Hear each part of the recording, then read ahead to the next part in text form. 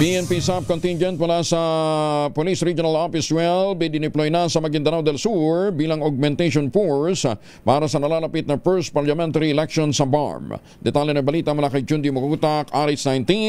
Assalamualaikum, Brother Jun. Alaikum assalam, Kuyang Angel.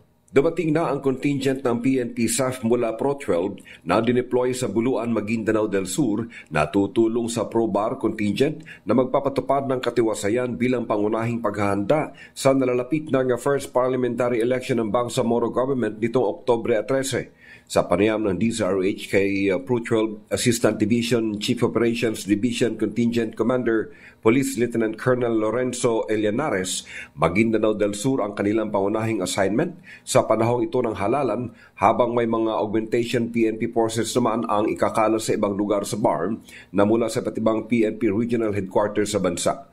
Ang panawagan ni Police Lieutenant Colonel Elianares sa lahat ng botante sa Maguindanao del Sur na huwag matakot lumabas upang bumoto at nariyan ang kanilang presensya upang bantayan at bigyang seguridad ang mga botante sa kanilang karapatang bumoto.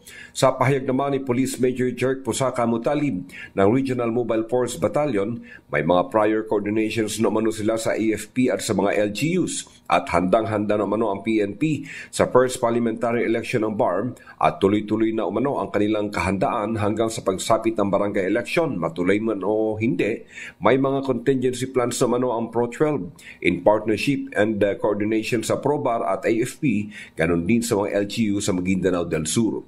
In response ng Buluan LGU, hinangaan naman ni na Buluan Mayor Dato Ibrahim Jong Mangudadatu at Vice Mayor Kuya King Mangudadatu ang maagang pagdating ng Pro-12 PNP SAF contingent sa kanilang bayan upang magpatupad ng random checkpoints, mobile and foot patrols upang masigurong maging mapayapa ang first parliamentary election sa bahaging ito ng Bangsamoro Region.